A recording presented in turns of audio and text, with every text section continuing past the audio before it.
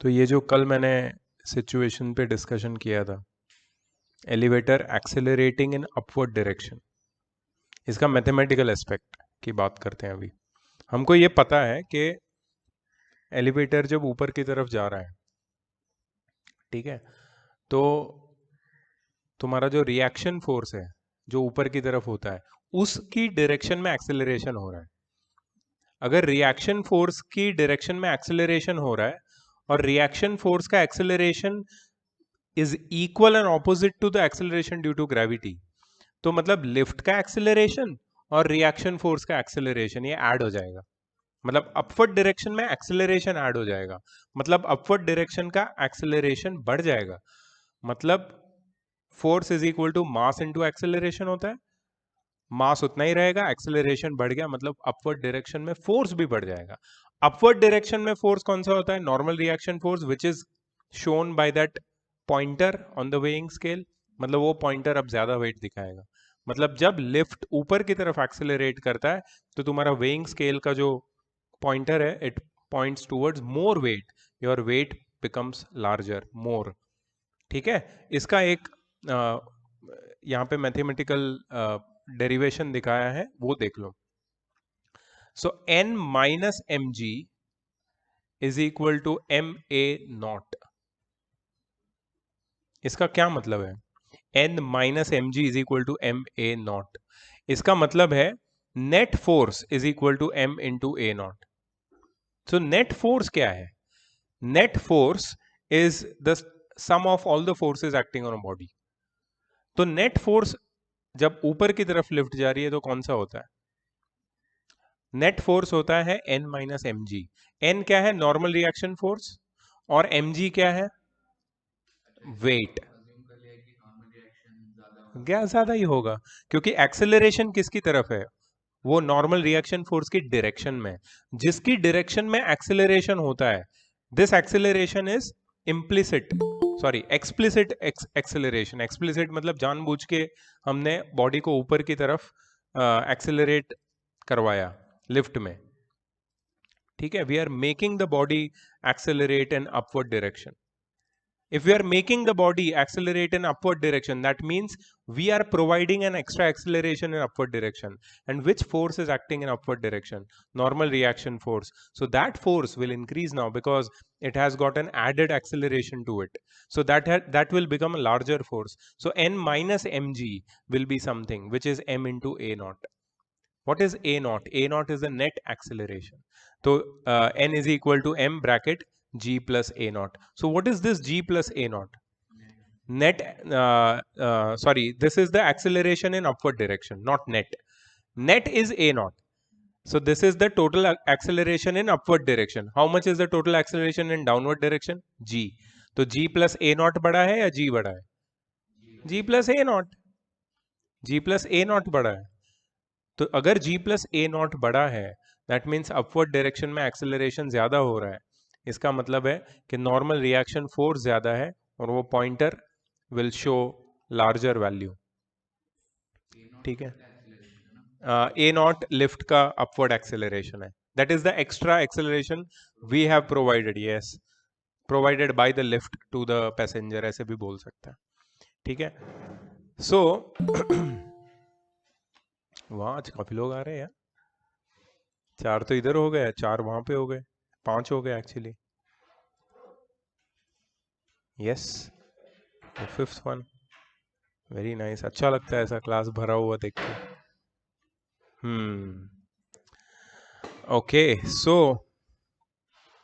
Reading of weighing machine, reading of weighing machine हो जाएगा m dash, which is n by G. Now tell me, what is the relationship between m and m dash? What is m? Rudra, Rudra, Rudra, tell me what is m? Actual mass of body. And what is m dash? Yes, this is the mass of body when lift is accelerating upwards, weight basically, mass में change नहीं आएगा। But हम लोग इसको ये wait ही है, ये वेट ही है।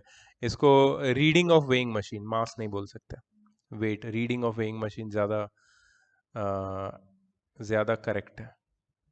एक्चुअली एम लिखना ही चाहिए ये लोगों को, एम लिखने से ही कंफ्यूजन हो जाता है, क्योंकि एम तो मास होता है, मास चेंज नहीं होता है। ठीक है, सो हम लोग यहाँ पे वेट लिख सकते हैं, W, W actual weight of the body,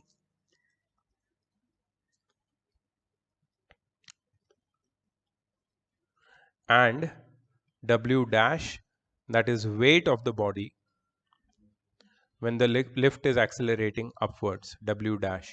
So in this scenario, Durva, which will be greater?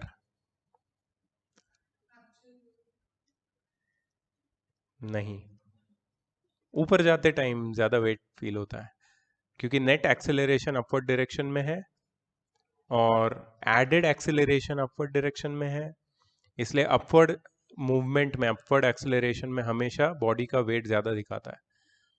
ठीक है, तुम अगर गए होंगे टॉप हाई राइज बिल्डिंग पे तो तुम्हें फील होगा ये कि सारा तुम्हारा बॉडी का वेट ऐसे पैर में आ गया जब लिफ्ट ऊपर जाती है स्पीड में।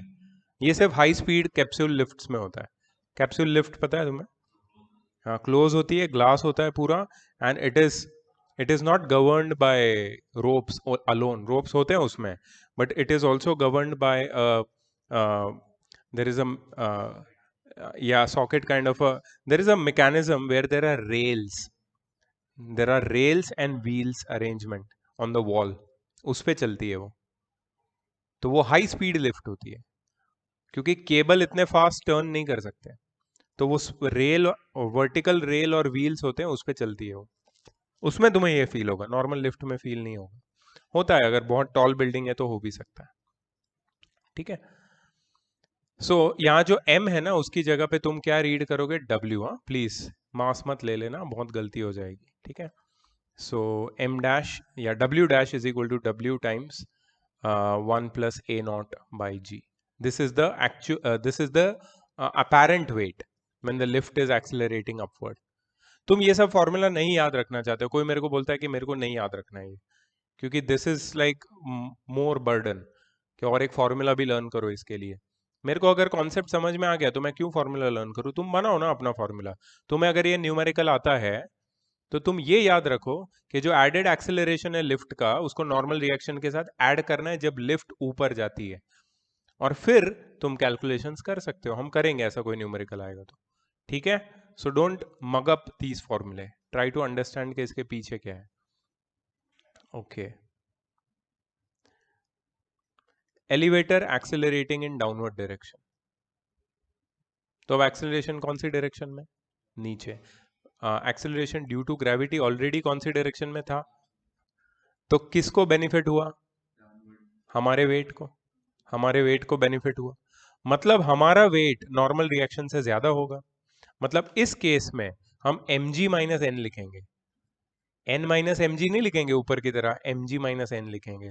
और यहां पे अगर तुम देखोगे तो net acceleration is g minus A not हो जाएगा, g माइनस ए नॉट। ये I am sorry, yes, this is the net acceleration in which direction? Net acceleration of the normal reaction force, इसका net acceleration, मतलब upward जो acceleration पहले g था, g कैसे था मैं तुम्हें बताता हूँ। It might sound little confusing कि अपवर्ड एक्सेलरेशन g कैसा है, एक्सेलरेशन ड्यू टू ग्रेविटी तो नीचे होता है, ऊपर कैसे होता है? That is due to the reaction. So अगर तुम एक प्लेटफॉर्म पे खड़े हो, ठीक है, तुम्हारा वेट नीचे की तरफ कितना एक्ट कर रहा है? W। और वो जो वेट एक्ट कर रहा है उसको एक रिएक्शन मिल रहा है अपवर्ड डायरेक्शन में, वो कितना है? N। ये दोनों फोर्सेस है, this is the force due to gravity and this is normal reaction force. But force का फॉर्मूला क्या होता है? Mass into acceleration due to gravity. तो इसका फॉर्मूला क्या होगा? m into G. और दोनों केस में g क्या है? G, acceleration due to gravity. मतलब तुम किसी जगह पे खड़े हो तो तुम ये मत सोचना कि सिर्फ तुम्हारे ऊपर एक ही फोर्स है, और सिर्फ एक ही एक्सेलरेशन है इस मोमेंट में, दो एक्सेलरेशन है जो दोनों एक दूसरे को कट कर रहे हैं, बैलेंस कर रहे हैं, एक डाउनवर्ड डायरेक्शन में और एक उसका रिएक्शन, रिएक्शन फोर्स की वजह से रिएक्शन का एक्सेलरेशन भी होता है। बट ये सेम चीज अगर एक लिफ्ट में हम लोग सोचेंगे, और लिफ्ट नीचे की तरफ जा रही है और नीचे जाने का उसका एक्सेलरेशन है ए नॉट, तो फिर यहाँ पे ये जो एम है ना उसके साथ क्या ऐड हो जाता है, एक्चुअली यहाँ पे नहीं, यहाँ पे सॉरी, क्या ऐड हो जाता है, ए नॉट। हाँ, तो अब ये वैल्यू बड़ी हो गई। सो अब जो नेट एक्सेलरेशन है वो जी माइनस ए नॉट हो गया, मतलब जो रिएक्शन फोर्स एक्सेलरेशन प्रोड्यूस कर रहा है तुम्हारे बॉडी पे वो कम हो गया। मतलब जब लिफ्ट नीचे जाएगी तो तुम्हें हल्का फील होगा, यू विल फील लाइट। तुम जब एक जगह पे खड़े हो तो सेम ही होगा, जब तुम सर एक्सेलरेट कर रहे हो अपवर्ड प्लेन में तो सेम नहीं होगा।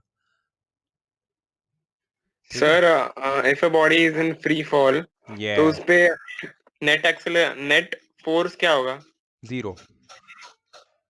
सर पर उसका फ्री फॉल जो मोशन है वो नॉन यूनिफॉर्म है ना, एक्सेलरेटेड। हाँ तो, सर तो एक्सेलरेटेड मोशन पे फोर्स जनरेट तो होता है। हाँ डेफिनेटली होता है, फोर्स ड्यू टू ग्रेविटी तो रहेगा ना, लेकिन वो बॉडी को क्या फील होगा, वो बॉडी को वेटलेस फील होगा। क्यों? क्योंकि उसके नीचे कोई सरफेस नहीं है जिसपे वो फोर्स एक्सर्ट कर रहा है वो बॉडी। देखो तुम्हें अपना वेट कब फील होता है पता है, जब तुम्हारे मतलब तुम्हारे नीचे जो जमीन है या फिर तुम्हारे नीचे जो हॉरिजॉन्टल प्लेन है, तुम उस पे उसके ऊपर जो फोर्स एक्सर्ट कर रहे हो ना, that you are able to feel as your weight. अगर तुम्हारे नीचे जमीन ही नहीं है तो तुम फोर्स किस पे एक्सर्ट करोगे, किसी पे नहीं, तो तुम पे रिएक्शन कौन एक्सर्ट करेगा, कोई भी नहीं, तो तुम्हें क्या फील होगा, वेटलेस। इसका मतलब ये नहीं है कि तुम्हारी बॉडी के ऊपर कोई फोर्स एक्ट नहीं हो रहा है, फोर्स तो हो रहा है एक्ट, तो वो तुम्हारी बॉडी पे एक्ट हो रहा है, तुम किसी बॉडी पे एक्ट नहीं कर रहे हो। राहुल, फर्क समझ में आ रहा है तुम्हें? Yes sir. तुम्हारी बॉडी पे फोर्स एक्ट हो रहा है इसलिए तुम नीचे गिर रहे हो एक्सेलरेशन के साथ, और वही फोर्स से जब तुम जमीन पे गिरते हो तुम मर जाते हो, you die instantly. Why? That force is killing you, not the velocity with which you are falling, that force. So force is there, but till the time you are in air, are you killed? No, you are not, you are not, because there is no surface beneath you जो तुम्हें reaction दे रहा है।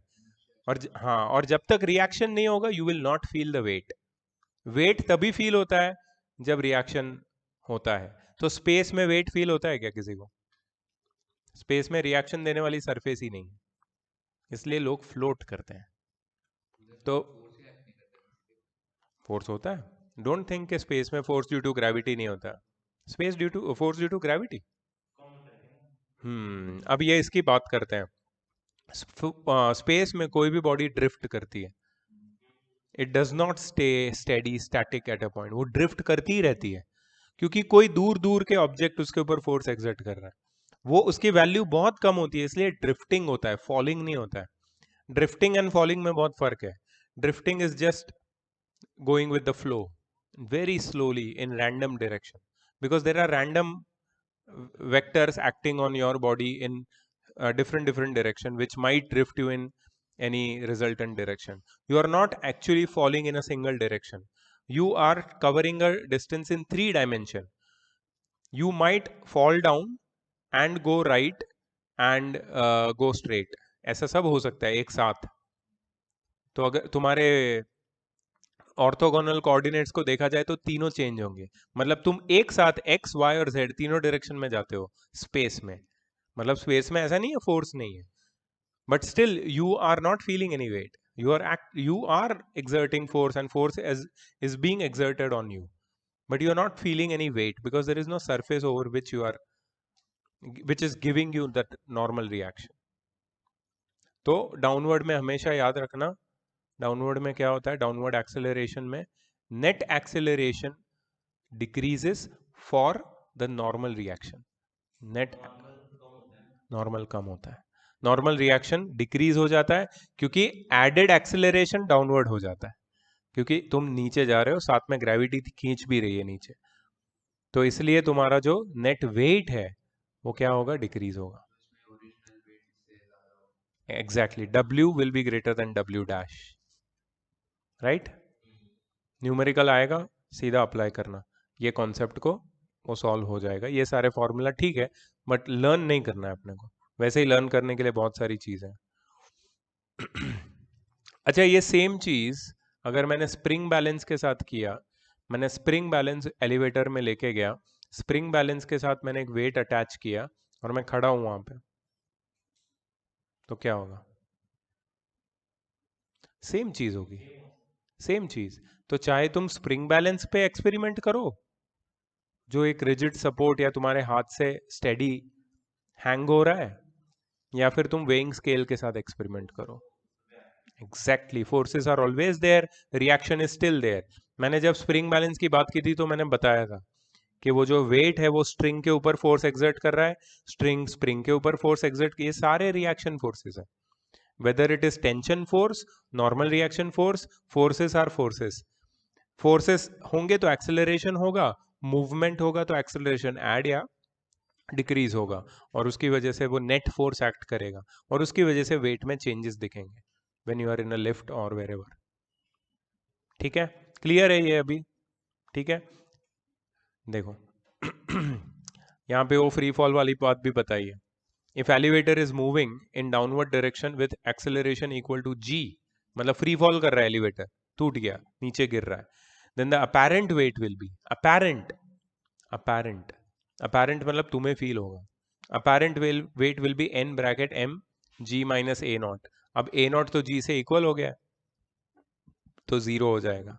So object will experience, object will feel, experience, कल भी मैं पूछ रहा था तुम्हें क्या फील होगा, और हम कंटिन्यूअसली उधर हैंग हो रहे थे कि वेट थोड़ी जीरो हो सकता है, मतलब जी तो जीरो नहीं हो रहा है तो वेट कैसे जीरो होगा, मास भी जीरो नहीं है तो वेट कैसे जीरो होगा। क्वेश्चन वो नहीं है कि वेट जीरो है या नहीं, क्वेश्चन ये है कि तुम्हें क्या फील होता है। So object will experience weightlessness, object will experience in the freely falling elevator. If the elevator is moving downward in downward direction with acceleration more than g, acceleration is more than g. Just imagine, and that's possible.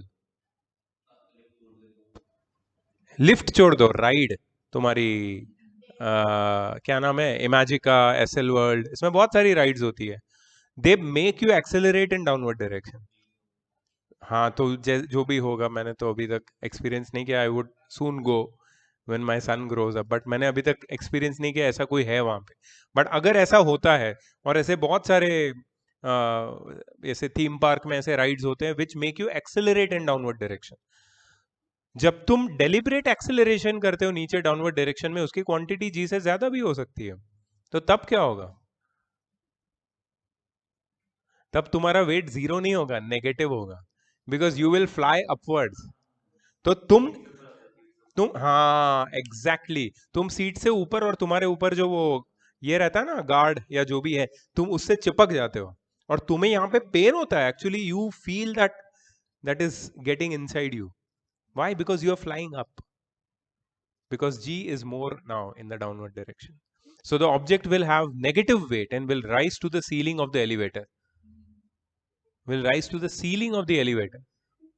ऐसे देखा है हमने Hollywood में बहुत सारे cases में, ऐसा वो कौन से मूवीज होते हैं, सर्वाइवल मूवीज होते हैं ना, सर्वाइवल मूवीज में होता है ऐसा कुछ ना कुछ, कहीं कोई फंस गया, गिर रहा है कुछ ये वो, उसमें ऐसा विजुअल्स दिखाते हैं वो लोग। सो हॉलीवुड है जो फिजिक्स को थोड़ा सा ओबे करता है, बाकी अपने को यहाँ पे तो हमें सिर्फ वो क्या बोलते हैं कौन, रोहित शेट्टी मिलेगा यहाँ पे तो बस, जहाँ पे फिजिक्स का कोई काम नहीं है।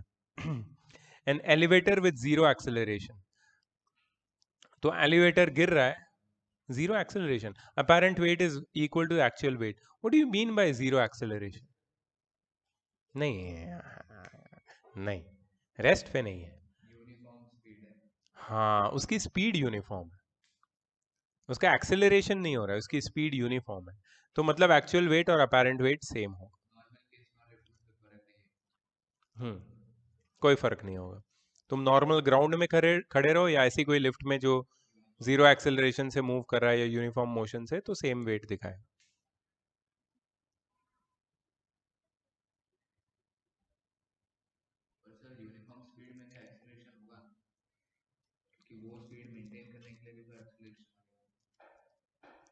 डिसेलरेशन होगा एक्चुअली जी के ऑपोजिट डायरेक्शन में। मतलब बेसिकली मुझे जी की इफेक्ट को कैंसिल आउट करना है। हाँ होगा ना, तो फिर वो क्या होगा कि वो जो पुलीज है, उसके केबल है, वो रिट्रैक्टेड रहेंगे। रिट्रैक्ट नहीं होंगे लेकिन रिट्रैक्टेड पोजीशन में रहेंगे, तो वो नीचे जाएंगे with guided motor action.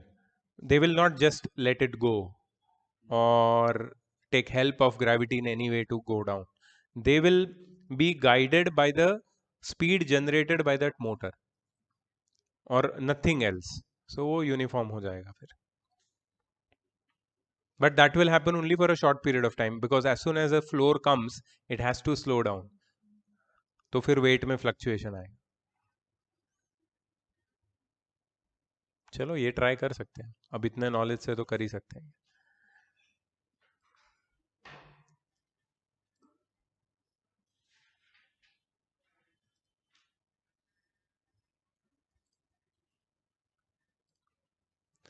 A lift of mass 3000 kg is supported by a thick cable. If the tension in the supporting cable is 36,000 Newton, मतलब 36,000 न्यूटन टेंशन कब आता है? जब लिफ्ट का वेट, लिफ्ट का मास 3000 kg होता है। Calculate the upward acceleration of the lift. How far does it rise in 12 seconds if it starts from rest? And if the braking stress for rope is 3 into 10 to the power 8 Newton per meter square, calculate the minimum diameter of the rope. ये जो last वाला है ना, minimum diameter वाला, ये question है तुम्हारा second part का, जो यंग्स मॉड्यूलस वाला जो चैप्टर है, मटेरियल्स वाला। तो ये अभी हम नहीं करेंगे क्योंकि हमने अभी इसका कोई भी फॉर्मूला देखा नहीं है। ठीक है, बट पहले दो क्वेश्चन तो डेफिनेटली हम अटेम्प्ट कर सकते हैं। कौन सा? न्यूटन पर मीटर स्क्वायर, हाँ वो पास्कल का ही यूनिट है, but that is another unit for stress, that is force per unit area. हाँ ब्रेकिंग स्ट्रेस है, वो ब्रेक हो जाती है इस प्रेशर पे। तो डायमीटर ऑफ रोप कितना होगा? हाँ मतलब that will be the maximum, sorry minimum diameter. तो एक्चुअली हमको ये भी ढूंढना पड़ेगा कि अगर ये ब्रेकिंग स्ट्रेस है रोप का, और रोप में इतना टेंशन है, और लिफ्ट का वेट ये है, तो how much load is it bearing as of now. ठीक है, उसके बारे में बाद में सोचते हैं, पहले ये क्लियर करते हैं। मास 3000 kg है, supported by a thick cable, tension in the supporting cable is 36,000 Newton.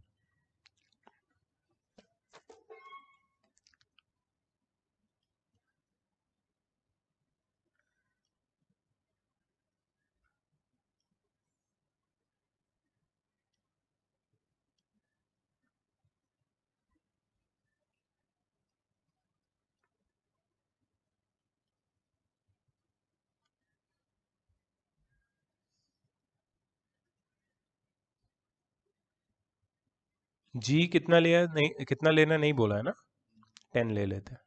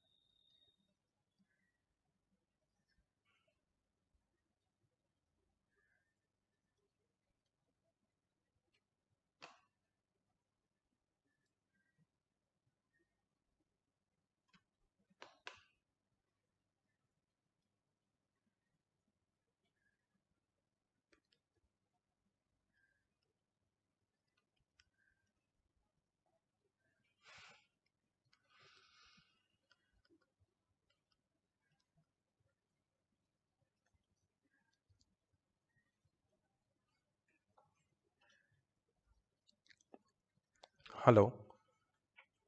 हाँ जी। जी जी। नहीं नहीं, ऐसे कोई इश्यू तो नहीं है, सही है, सब कुछ सही था। हाँ हाँ, I will take care, I will take care. Okay okay okay, सही है ये। तुमने देखा मैंने क्या किया, मैंने एक बॉक्स बनाया, that is your lift elevator का केज। उसके ऊपर दो फोर्सेस बनाए मैंने, टेंशन इन द रोप जो ऊपर की डायरेक्शन में होगा, और उसका वेट जो डाउनवर्ड डायरेक्शन में होगा। अब ऊपर वाला फोर्स ऑफ कोर्स नीचे वाले से ज्यादा है, ठीक है, ऊपर वाला फोर्स नीचे वाले से ज्यादा है, मतलब नेट एक्सेलरेशन अपवर्ड डायरेक्शन में। अपवर्ड डायरेक्शन में एक्सेलरेशन ढूंढने के लिए मुझे नेट फोर्स निकालना पड़ेगा जो ऊपर की डायरेक्शन में, तो दोनों को सबट्रैक्ट कर दिया। कोई भी बॉडी पे जितने भी फोर्स एक्ट करते हैं, उनका जो एल्जेब्रिक सम होता है या वेक्टर सम होता है, that is the net force. Net force निकालने के बाद मैंने उसको मास इनटू एक्सेलरेशन से इक्वेट कर दिया। मास तो मुझे पता है लिफ्ट का, मैं किसका नेट एक्सेलरेशन ढूंढ रहा हूँ, उस बॉडी का मास चाहिए, तो वो तो लिफ्ट ही है, यहाँ पे 3000 है, एक्सेलरेशन मिसिंग है, आ गया। तो ये अपवर्ड डायरेक्शन में 2 मीटर पर सेकेंड स्क्वायर की स्पीड से जा रहा है लिफ्ट। और इसमें बैठे हुए या खड़े हुए आदमी को वेट ज्यादा फील होगा या कम? ऑफ कोर्स ज्यादा फील होगा, यस एब्सोल्युटली। लिफ्ट ऊपर जा रही है, ऊपर एक्सेलरेट कर रही है, और तुम देख रहे हो वो ज्यादा फील होने की वजह से वो टेंशन भी ज्यादा है, टेंशन भी ज्यादा है। अगर ये लिफ्ट खड़ी है तो टेंशन 30,000 न्यूटन होना चाहिए एक जगह पे, क्योंकि जितना एक्शन है उतना ही रिएक्शन होना चाहिए, लेकिन यहाँ पे एक्सेलरेट कर रही है। तो ऊपर जाने के लिए, ऊपर जाने के टाइम क्या होता है, टेंशन बढ़ जाता है रोप्स में भी। सो पुलिंग अ बॉडी अप और upward moving lift will always experience more tension in its cables, ठीक है। यस, रिएक्शन ज्यादा होता है, normal reaction. Okay, how far does it rise in 12 seconds if it starts from rest? बहुत easy है, क्योंकि अब एक्सेलरेशन पता है मुझे, एक्सेलरेशन की डायरेक्शन में ही डिस्प्लेसमेंट हो रहा है, ठीक है, तो डायरेक्ट डिस्प्लेसमेंट पॉजिटिव होगा। टाइम है 12 सेकेंड्स, और इनिशियल वेलोसिटी है 0 metre per second, 24 metres. Yes, S is equal to ut plus RT. Online, everyone got this answer? Yes, sir. 144. 144. Ishit, Yes, sir. please check Ishit.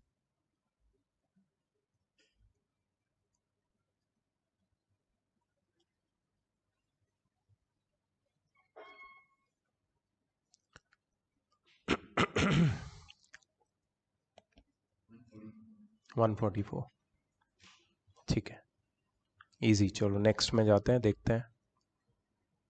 158.4, क्या गलती किया है? ओ, वो 9.8 की वजह से तुम्हारा जो नेट एक्सेलरेशन है उसमें भी फर्क आया, या 2.2 आया, हमारा कितना आया था? 2।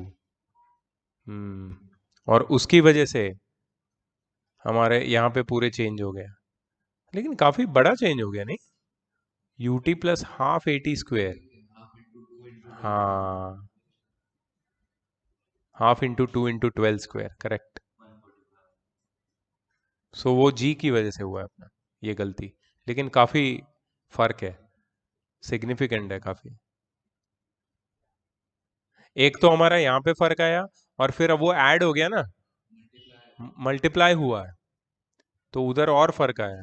यस, ठीक है। ब्रेकिंग स्ट्रेस में फोर्स अपॉन एरिया, यहाँ पे वो लोगों ने एरिया को पाई डी स्क्वायर बाय 4, ये I think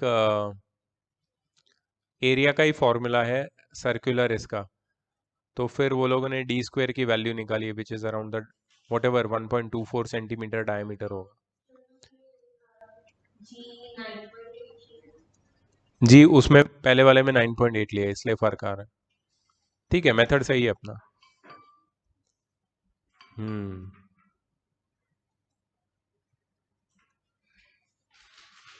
A bob of mass 5 kg is hung by a spring balance in a lift. A bob of mass 5 kg is hung by a spring balance in a lift. Find the reading of the balance when the lift is moving upward with an acceleration of 1 meter per second square. Yes, upward acceleration है. तो ये जो acceleration है ना, ये हाँ upward मतलब a not है. a नॉट है 1 metre per second square upwards. ठीक है. जी भी दिया हुआ है 10 और बॉब का मास भी दिया है 5 kg. Find the reading of the balance when the lift is moving in upward direction. Reading of the balance हम hung by a spring balance. Force ढूंढना है मतलब वेट ढूंढना है मतलब W डैश ढूंढना है इन अपवर्ड डायरेक्शन. ठीक है. सो इस केस में total acceleration in upward direction क्या होगा? माइनस क्यों? नहीं 9 क्यों? 10 प्लस 1 हो जाएगा ना, 11 मीटर पर सेकेंड स्क्वायर हो जाएगा. तो उतना ही एक रिएक्शन वाला एक्सेलरेशन अपवर्ड होगा जिसके साथ और एक 1 metre per second square add हो गया, तो इसलिए ऐड होगा. ठीक है. हम रिएक्शन के टर्म्स में सोचेंगे. तो total acceleration in upward direction is 11 meter per second square. Mass is this, so we can find the reading. Force is equal to mass into acceleration, 55 Newton. 55 Newton. ये first answer है. Second, moving downward with an acceleration of 1 and moving downward with uniform velocity 3. ये सब easy है, ये दोनों easy है. Please do it.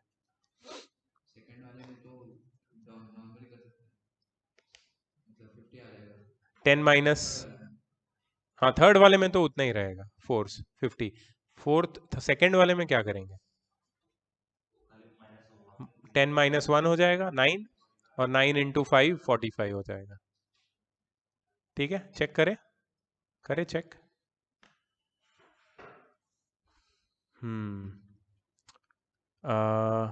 Reading of spring balance वो लोग ने किलोग्राम में दिया है, हमने न्यूटन में निकाल के छोड़ दिया है.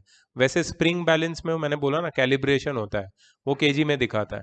लेकिन अगर तुम उसको न्यूटन में रखोगे तो कोई गलत नहीं है, क्योंकि spring balance is use to find the weight which is 55 newton correct, 45 newton second case correct and 50 newton third case which is correct. Clear हुआ? ये फॉर्मूला याद रखने की जरूरत है नहीं, वैसे ही हम लोग कर सकते हैं. ठीक है. तो ये पार्ट हो गया है इसका. हाँ छोटा था, अभी तो आगे बहुत बड़ा चैप्टर है भाई. हम सिर्फ सेकंड पार्ट पे. ऑनलाइन सब कंफर्टेबल है? सबको समझ में आया क्या? Yes sir. Great great great. Impulse.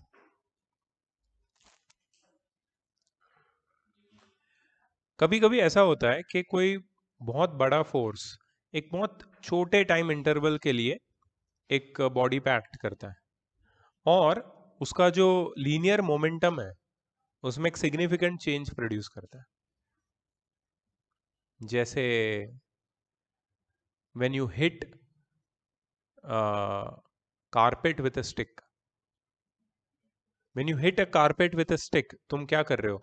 बहुत ही शॉर्ट टाइम इंटरवल के लिए उसको हिट कर रहे हो. तुम्हारे टाइक्वांडो में भी, ये टाइक्वांडो में फुल कांटेक्ट होता है या ऐसे? हाँ बट लाइक ऐसा होता है या फिर ऐसा? अच्छा पंच होता ही नहीं है, पंच होता ही नहीं है, सिर्फ किक होता है. लेकिन वो किक ऐसा होता है या फिर ऐसा होता है? हाँ मतलब वो इम्पल्स होता है, मतलब इम्पल्सिव स्पोर्ट है ये. यस. हाँ you cannot make contact for a long time. मतलब वो जो ड्यूरेशन है ना जिस टाइम के लिए तुम कांटेक्ट कर रहे हो ना, it should be very short. And when that happens, what happens to this body? Bruce Lee क्या कर रहा था? ब्रूसली का अगर तुमने वीडियोस देखा है, वो वही करता था.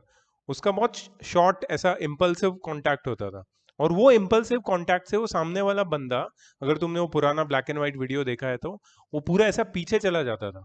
इट वॉज नॉट इवन, फिर उसने फिंगर से भी ट्राई किया पता है ऐसे, और and that happened, the same thing happened. और सामने वाला भी, he was a master of that sport kung फू, and he actually literally sat back into his chair. जो 2 फीट पीछे रखा गया था। तो how did that happen? That happened that momentum change ना, जो बेसिकली जो आदमी खड़ा है उसका मोमेंटम तो चेंज हुआ, और फोर्स क्या था? फोर्स अप्लाई हुआ है but for a very short interval of time, which is known as impulse. और इम्पल्स की वजह से वो जो बॉडी था जिसके ऊपर ये इम्पल्स क्रिएट हुआ है, and what happens when they break the bricks and all, same thing, they don't make full contact, they just make an impulse. Impulse से मोमेंटम में एक फाइनाइट चेंज आता है, ठीक है? So this is possible only when a large amount of force comes into play. Similarly, when a batsman hits the ball with bat, the time interval of interaction of bat with the ball is very small, but it causes large change in momentum of the ball. In such situations, when the time interval of interaction is very small, then the correct determination of force as well as the time interval is not easy. To deal with such situation, we define impulse of a force. तो इस situation में we don't मतलब quantitatively force को understand करना मुश्किल हो जाता है। तो इसलिए हम लोग ने एक नई क्वांटिटी को ये सारी सिचुएशंस को समझने के लिए साइंटिस्ट ने डिराइव की है, जिसको हम लोग इम्पल्स बोलते हैं।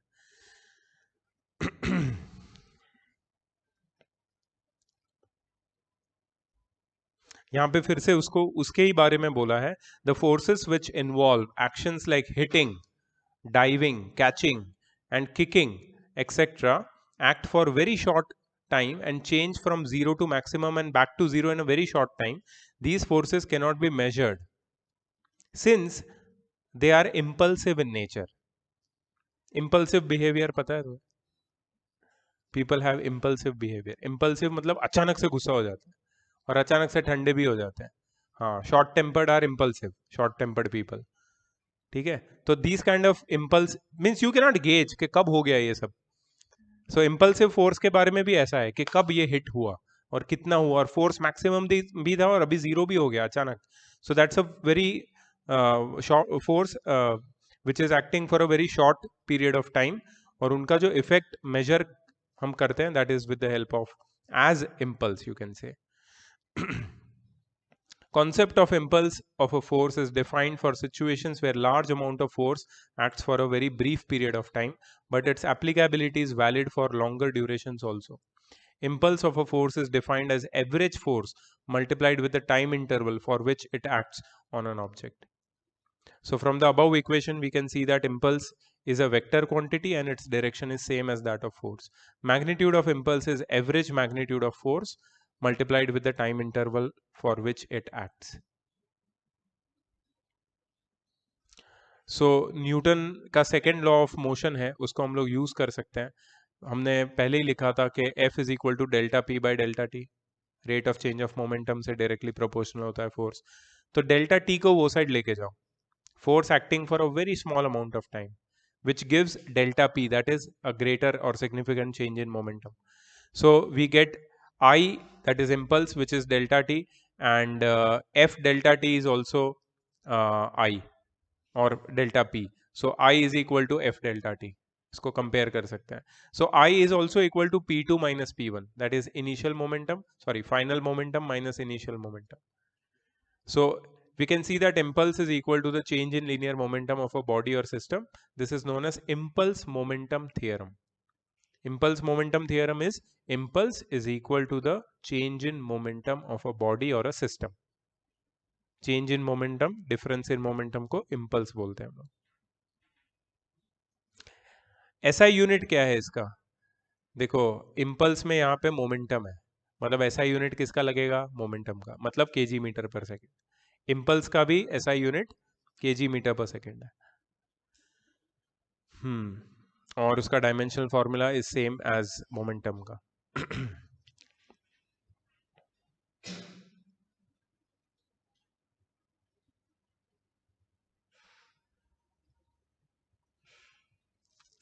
इसके जो एप्लीकेशन है ना इम्पल्स के, ये वही एप्लीकेशन है जो हम लोग Newton second law of motion में क्लास 9th में पढ़ते थे. While catching a ball, cricketer withdraws his hand. Withdraw क्यों करता है? ताकि उससे इम्पल्स कम रहेगा, ताकि चेंज ऑफ मोमेंटम तो होगा लेकिन ज्यादा टाइम लगेगा.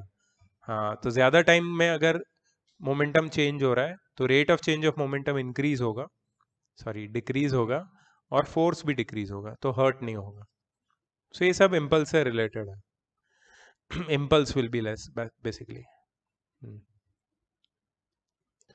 ये भी पार्ट खत्म हो गया. छोटे मोटे क्वेश्चन है, देख लेते हैं. The figure shown below shows an estimated force time graph of a for a cricket ball of mass 10 kg struck by a bat. If the initial velocity of the ball is 30 meter per second, अच्छा, then determine the impulse delivered to the ball, final speed of the ball, and force exerted on the ball. Assume that force applied by the bat is in the same direction as that of the initial velocity. यहाँ अगर तुम देखोगे इस graph को, force और time का graph है ये. जब टाइम 0 to 1 सेकेंड था तो फोर्स कितना था? 0. 1 सेकेंड के बाद फोर्स अप्लाई होना शुरू हुआ. और कब तक फोर्स अप्लाई हुआ है? 4 सेकेंड्स तक. क्योंकि फोर्स पहले मैक्सिमम हुआ फिर मिनिमम हुआ. 4 सेकेंड तक तो फोर्स था. मतलब 4 सेकेंड तक वो बॉल बैट के साथ कांटेक्ट में था. थोड़ा गड़बड़ है, प्रैक्टिकल नहीं है. यहाँ पे 0.1, 0.2, 0.3, 0.4 होना चाहिए था. क्योंकि बॉल जब बैट के साथ कांटेक्ट में होता है तो it is just a fraction of a second. Do you agree with me? 1 से कम भी तो हो सकता है. 1 second is also too much. हाँ, तो यहाँ पे if I make a change 0.1, 0.2 on time axis, that will become more practical. But for example हम लोग प्रैक्टिकलिटी को थोड़ा साइड में रख के न्यूमेरिकल पे ध्यान देते हैं. प्रैक्टिकल में यहाँ पे टाइम कम होता था, और कम होता था. जब तुम्हारा बैट बॉल के साथ कांटेक्ट में आता है ना, तो उसको अगर स्लो मोशन में देखोगे तुम, जो दिखाते हैं, सो व्हाट हैपेंस इज पहले फुल कांटेक्ट होता है और फिर फुल डिसकांटेक्ट होता है, मतलब कांटेक्ट खत्म होता है. इसके बीच का टाइम इंटरवल क्या है? तो ये दिखाया है यहाँ पे, which should be approximately 0.4 seconds. मतलब 0.3 सेकेंड्स एक्चुअली. 1 सेकेंड पे तो कांटेक्ट शुरू हुआ है. ठीक है, तो यहाँ पे 3 सेकेंड बोल रहे हैं वो लोग, 1 सेकेंड से 4 सेकेंड तक. What will happen at the end of 4 seconds? Ball चला जाएगा. Ball will be completely losing its contact with the bat. 1 second पे कॉन्टैक्ट शुरू हुआ था, 4 सेकेंड पे खत्म हो जाएगा वो कॉन्टैक्ट. 4 सेकेंड के आगे एक भी मिली सेकेंड में कॉन्टैक्ट नहीं रहेगा. ठीक है, क्लियर है? सिचुएशन क्लियर है? ओके. अब ये टाइम इंटरवल में कितना मैक्सिमम फोर्स रीच हुआ? 1500. और मिनिमम कितना फोर्स रीच हुआ? तो एवरेज फोर्स कितना है? 1500 बाई 3. सॉरी 15. हाँ, 1500 बाय, नहीं 1500 बाय 3 कैसे? क्योंकि वो 3 सेकेंड्स के लिए था ऐसा. एवरेज फोर्स होता क्या है? Are you sure about that? ठीक है, 1500 बाई 3. 3 सेकेंड्स है ना, 1 2 3, है ना? तो 1500 बाई 3 कितना होता है? मतलब 500 न्यूटन का एवरेज फोर्स था. ठीक है, और तुम्हारा इम्पल्स का फॉर्मूला क्या है? F delta T. Delta T कितना है? 3. तो 1500 इंटू 3 कितना हुआ? सॉरी, 500 इंटू 3 कितना हुआ? 1500 इम्पल्स, मतलब केजी मीटर पर सेकेंड. ठीक है, तो impulse delivered to the ball कितना आना चाहिए? KG metre per second. Do you agree with that? तुम्हें ऐसा लगता है कि ये जो एवरेज लिया है उसमें कुछ गड़बड़ है? मतलब मुझे ऐसा लग रहा है, मुझे पता नहीं पक्का. एवरेज सर एवरेज 7500 होगा ना? 750. 750 है सर. मुझे भी लग रहा है. मिनिमम फोर्स कितना था? 0. मैक्सिमम कितना है? 1500. तो बीच में कितना रहेगा? हाँ, फोर्स टाइम में ले ही नहीं रहा हूँ. टाइम ले ही नहीं रहा हूँ. एवरेज फोर्स मतलब maximum plus minimum divide by 2. Average, वो भी तो एवरेज होता है. मैं वो ले रहा हूँ. तो वो भी लेते हैं, चलो वो भी लेते हैं साथ में. तो एवरेज फोर्स कितना लिया सेकंड के इसमें मैंने? This is second perspective. हम देखते हैं कौन सा करेक्ट है कौन सा गलत है. और टाइम कितने के लिए ये अप्लाई हुआ है? एवरेज. अगर हम लोग ने इंडिविजुअल भी लिया ना, अगर 4 रीडिंग है हम लोग के पास, तो 0 पे 0 होता है, 500, 1 पे 500, 2 पे 1000, 3 पे 1500 और 4 पे ऑब्वियसली. तो फिर 3000 डिवाइड बाय 4 तो इंडिविजुअल भी ले सकते हैं और दो रीडिंग भी ले सकते हैं या फिर एवरेज ले सकते हैं। तो एवरेज 750 लेंगे, उसके साथ क्या मल्टीप्लाई करेंगे, delta T, that is time. कितने टाइम इंटरवल के लिए था ये सब, 3 second. 750 times 3, 2250 newton, sorry KG metre per second. वही होता है ना मोमेंटम का formula, KG metre per second. इसमें क्या आ रहा था 1500, इसमें क्या आ रहा है 2250। अच्छा, so this is the impulse delivered to the ball. अब एग्रीमेंट है कि नहीं यहाँ पे, या किसी को कुछ और लग रहा है? ठीक है, तो ही हम आगे बढ़ के दूसरा सोचेंगे। अगर कुछ और भी तुम्हारे माइंड में है कि नहीं शायद ये भी हो सकता है, तो बोलो। तो what will do is we are exploring के क्या क्या पॉसिबिलिटीज हो सकती है। फिर जब हम आंसर देखेंगे ना, तो हम लोग उसको जीरो इन करेंगे कि हाँ नहीं ये सही था। ठीक है।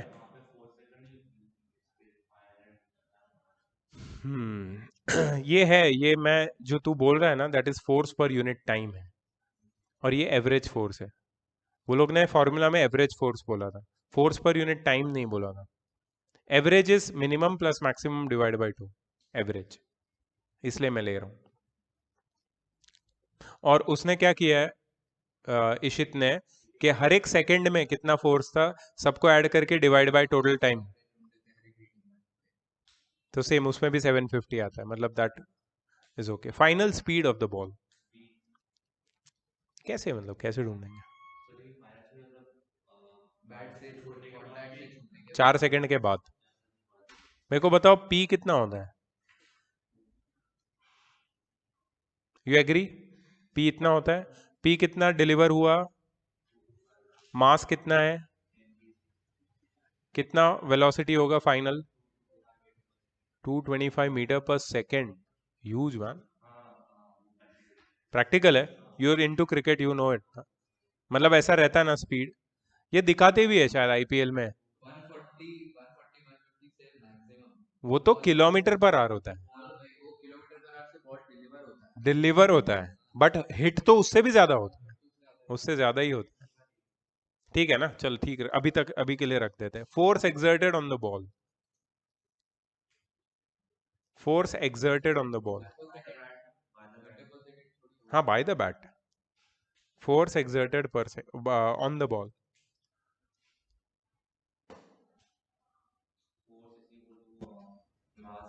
फोर्स एक्सर्टेड मतलब टोटल फोर्स ना, मतलब 4 second. I don't know man, I don't know, तुम भी सोचो। हाँ बोलना। Force exerted by the ball या बाय द बैट एक ही तो होगा ना? हाँ, force exerted on the ball और by the bat on the ball same चीज है। फिर तो हम लोग फोर्स निकाल सकते हैं ना, कैसे? टाइम पीरियड तो है 4 टाइम पीरियड और मोमेंट 3 सेकेंड है। 3 सेकंड्स, हाँ, और मोमेंटम है तो F into delta T momentum. तो वही तो हो जाएगा, 2250 डिवाइड बाई 3, 750 आएगा, 750 आएगा। हाँ यस सर, 750। क्या? 750 होगा sir, force exerted on the ball. I agree with you Rahul, I agree with you. Force exerted on the ball 750 है, राहुल बोल रहा है, और मैं, मेरे को सही लग रहा है। वही तो फोर्स, एवरेज फोर्स एक्सर्ट किया है, क्योंकि फोर्स हम लोग, फोर्स कंटिन्यूसली चेंज हो रहा है, तो force exerted by the ball should not be one value, so I will take the average value that is 750। किसका? Metre per second, 225 metre per second. हाँ तो momentum KG metre per second होता है ना, KG metre per second divide by KG is metre per second. सही तो है, ठीक है ना? देखे अभी, चेक करें, चलो देखते हैं। 2250 करेक्ट है, 225 भी करेक्ट है, 750 भी करेक्ट है, सब करेक्ट है। फॉर्मूला क्या लिया लोग ने, जे बाई टी। जे क्या है भाई? चेंज इन मोमेंटम का सिंबल है जे। डेल्टा पी को जे भी बोलते हैं, मेरे को आज पता चला। जे अरे यार बहुत सारी चीजों के हो सकते हैं।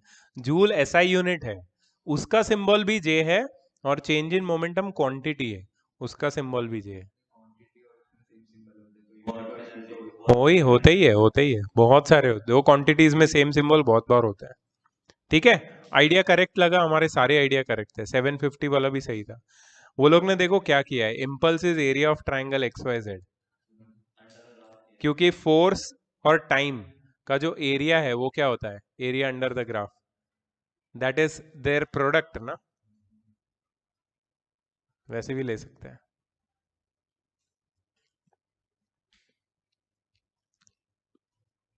ठीक है, ये पार्ट भी खत्म।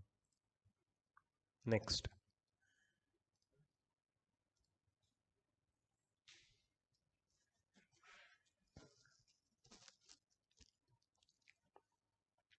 ये भी पढ़ा हुआ है तुमने, तुमने नहीं, आईसीएसई वालों ने नहीं पढ़ा है, तुमने पढ़ा है क्लास 9th में, collision, total collision, total momentum before collision is equal to total momentum after collision. Exactly exactly वही वाली चीज है ये। हम्म,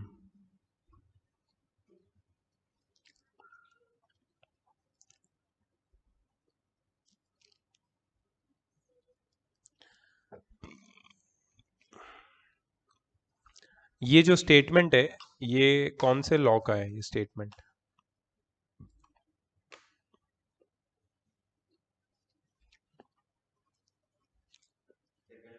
Newton second law of motion.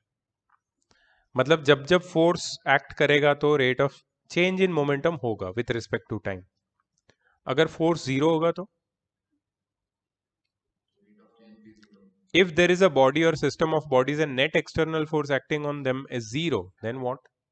Then the rate of change of momentum will all, momentum constant रहेगा, momentum change नहीं होगा, क्योंकि force नहीं है। Correct, exactly. ठीक है, सो डेल्टा पी कांस्टेंट रहेगा। इसका मतलब क्या है, मोमेंटम चेंज नहीं हो रहा है, मतलब, हाँ, मतलब जो चेंज इन मोमेंटम है ना, P2 माइनस P1, यही जीरो हो जाएगा। और इसका मतलब क्या है कि P1 और P2 सेम हो जाएगा, मतलब when net external force acting on a system or body is zero, then the total linear momentum remains constant. This is known as conservation of linear momentum. It is valid only when net external force acting on a system or a body is zero. Isolated system. अब just imagine करो, मैं आगे पढ़ने से पहले एक तुम्हें example देता हूं।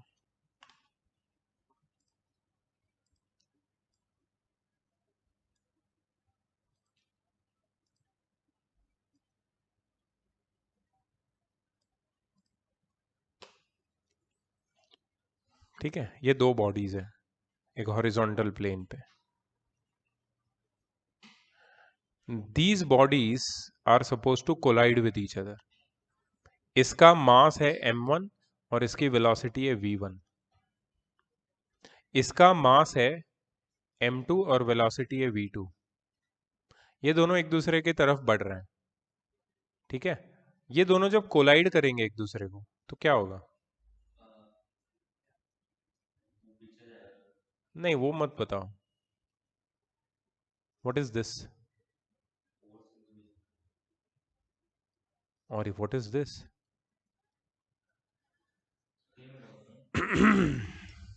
बताओ ना, पूछ रहे हो या बता रहे हो यार? तो मैटर करेगा ना कि मतलब कौन से वेलोसिटी से कौन सा बॉडी किसकी तरफ आ रहा है। Doesn't matter, doesn't matter. Exactly, you nailed it boy, because ये एक्शन रिएक्शन पेयर है। मास m1 मास m2 के ऊपर जब फोर्स एक्सर्ट करेगा तो उतना ही equal and opposite force mass m2 mass m1 पे करेगा, मतलब दोनों एक दूसरे पे इक्वल फोर्स एक्सर्ट करेंगे। इट डज नॉट मैटर के ये फोर्सेस उन बॉडीज पे क्या इफेक्ट प्रोड्यूस कर रहे हैं। ये टकराने के बाद दूसरी बॉडी टूट जाती है या फिर बहुत वेलोसिटी से पीछे चली जाती है, वो सब पूछ नहीं रहा हूं मैं, पूछ रहा हूं कि होगा क्या, ये दोनों एक दूसरे पे इक्वल और ऑपोजिट फोर्स एक्सर्ट करेंगे कि नहीं करेंगे। सो क्या मैं लिख सकता हूँ F1 is equal to minus of F2? Exactly ये दोनों फोर्स इक्वल तो है लेकिन ऑपोजिट है, ऑपोजिट माइनस की साइन से हम दिखाते हैं। ठीक है, F1 क्या है? अच्छा इसको मैं ऐसे लिखता हूं और इसको मैं ऐसे लिखता हूं, अब तुम्हें कोई टेंशन नहीं आएगा लाइफ में। बताओ F12 क्या है? Force exerted by first body on the second body. Force कौन एक्सर्ट कर रहा है इसमें? किस पे एक्सर्ट कर रहा है? ओके ओके ओके, तो फोर्स का फॉर्मूला क्या है? तो यहां पे क्या लिखूं मैं?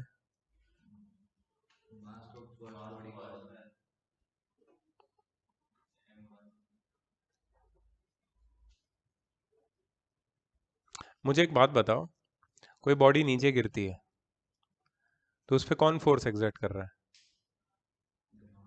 अर्थ। तो तुम अर्थ का मास लेते हो उसका वेट ढूंढने के लिए? नहीं ना, किसका मास लेते हो? उस बॉडी का जिसके ऊपर फोर्स एक्सर्ट हो रहा है। तो F12 का मतलब क्या है? F12 का मतलब, वही बोल रहा है फिर से, F12 का मतलब क्या है? Force exerted by the first body on the second body. तो हम किसका मास लेंगे? कोई बॉडी नीचे गिर रही है, ठीक है, और तुम्हें उसका वेट ढूंढना है, तुम किसका मास लेते हो? कौन फोर्स एक्सर्ट कर रहा है बॉडी पे? तो अर्थ का क्यों नहीं लेते? तो वही तो बोल रहा हूं, F12 first body second body पे फोर्स एक्सर्ट कर रही है। F12 is the force exerted by first body on the second body. Mass किसका लोगे? हाँ अब सही बोल रहे। F12 ये 1 है ये 2 है, ठीक है, अब तो क्लियर है ना? इधर लिखा है 1 और 2 भाई, M2 A2, और ये क्या होगा? Minus of. सही है, अभी कोई कंफ्यूजन नहीं है, अब मत बोलना। This is force exerted by second body on the first body, यहाँ पे क्या आएगा?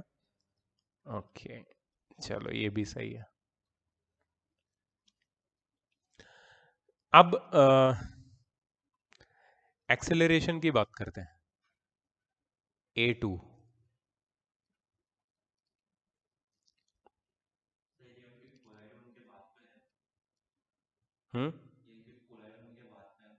कोलाइड होने के बाद का है,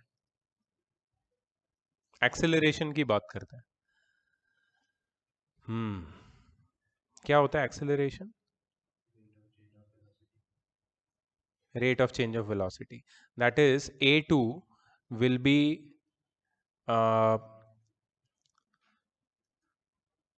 ठीक है, अब थोड़ा सा सोचते हैं, ये बॉडी का मास कम दिख रहा है सेकेंड बॉडी का, और ये मैं किसका एक्सेलरेशन ढूंढ रहा हूँ? सेकेंड बॉडी का। तो सेकेंड बॉडी के एक्सेलरेशन में क्या क्या तुम्हें समझ में आएगा? मतलब what can you see in the acceleration of second body? Will it increase? will it increase in opposite direction? Will it decrease? Will it come to rest? What will happen? Doesn't matter what will happen.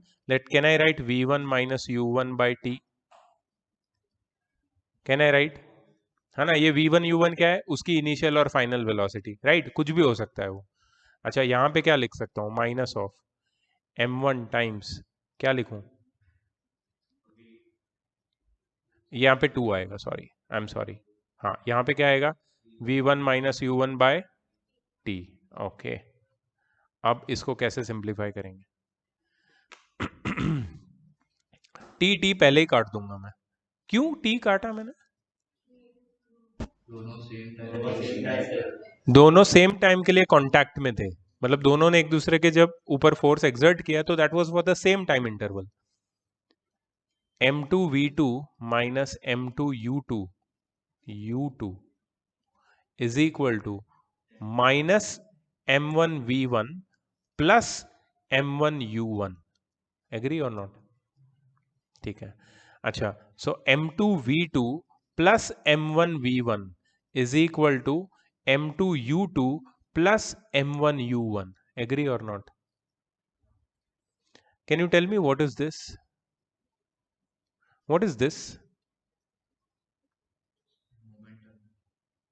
Initial momentum of body 2 before collision. You agree? ये initial momentum है, किसका? Second body का। कभी? Before collision, क्योंकि u है ना, u तो initial velocity थी, ये क्या है? Initial momentum of the body 1 before collision. 1 है, 1 ए 1 सेकेंड, हाँ 1 है, सही है, u ही है, हाँ। सो this is total initial momentum before collision. सही लिखा है, गलत लिखा है? टोटल, टोटल दोनों बॉडी का, हाँ दोनों बॉडी का, दोनों बॉडी का। ये दो नहीं, यहाँ पे 10 बॉडी भी हो सकती है, बट आइसोलेटेड सिस्टम होना चाहिए। आइसोलेटेड मतलब एक्सटर्नल फोर्स नहीं है कोई भी, ये दोनों बॉडी आपस में एक दूसरे के ऊपर फोर्स एक्सर्ट कर रहे हैं, कोई तीसरा बॉडी नहीं है यहाँ पे जो फोर्स एक्सर्ट कर रहा है, ठीक है। हाँ, यहाँ पे क्या आएगा बताओ?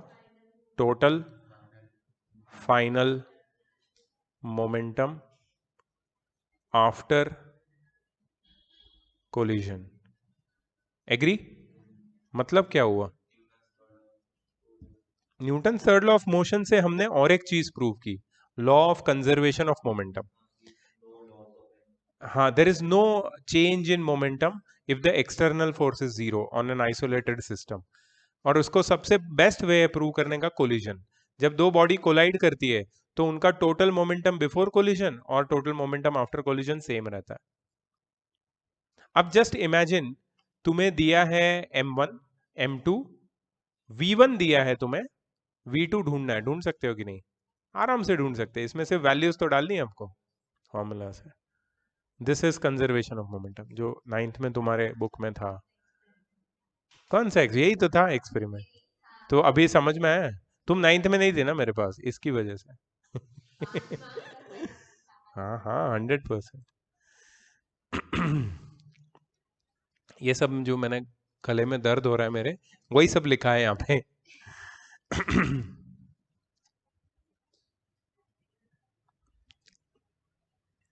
राइट?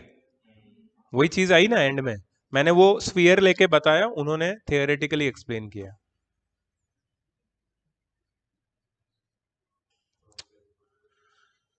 ये थोड़ा दिमाग घूमेगा इसमें।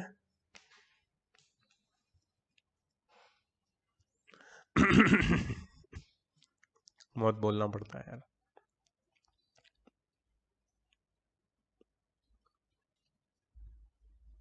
कचरा है कचरा, रायता फैला है डूड,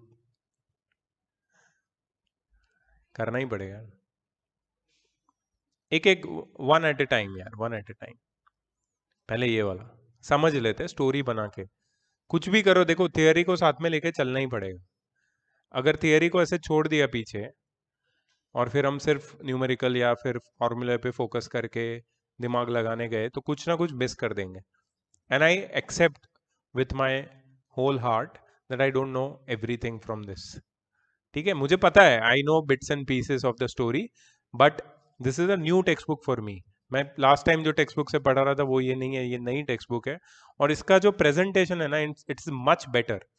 तो ये लोग जिस तरीके से एक्सप्लेन करते हैं कोई concept, it is, I really like it. मैं यही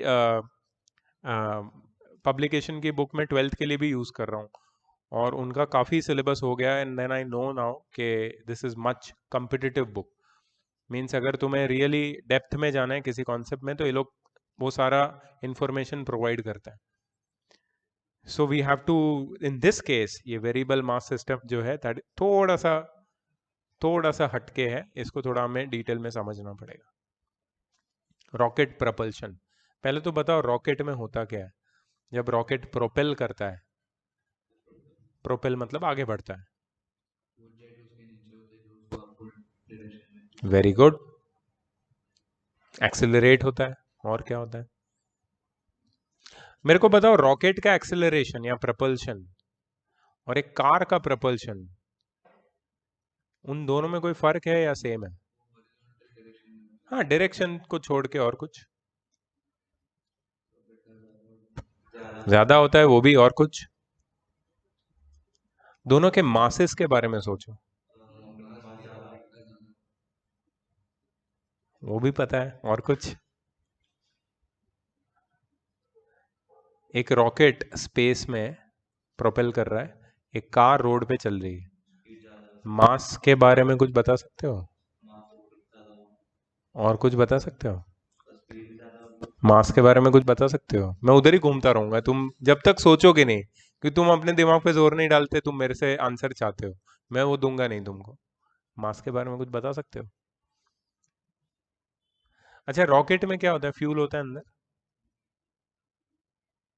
वो फ्यूल कैसे, मतलब how is it utilised? Burn करते हैं fuel को। वेरी गुड, ये सेम चीज कार में भी होती है, लेकिन रॉकेट में कुछ एक्स्ट्रावेगेंट होता है। वो क्या होता है? ये फ्यूल जब बर्न होता है ना, बहुत सारे हॉट गैसेस बनाता है ये, और वो हॉट गैसेस क्या करते हैं? Propel एक्सपेल हो जाते हैं नीचे से। तो यू थिंक के रॉकेट में मोस्टली इतना सारा फ्यूल इतने कम टाइम में जब एक्सपेल हो जाता है तो रॉकेट का मास कांस्टेंट रहेगा? तो फिर कार में भी तो कम ही होगा ना। इतना नहीं होता है। अगर कार की वेलोसिटी क्या है? इसी में भी अगर फ्यूल बर्न डेफिनेटली होगा। रॉकेट में ये बहुत ही कम टाइम में बहुत ज्यादा अमाउंट के लिए होता है।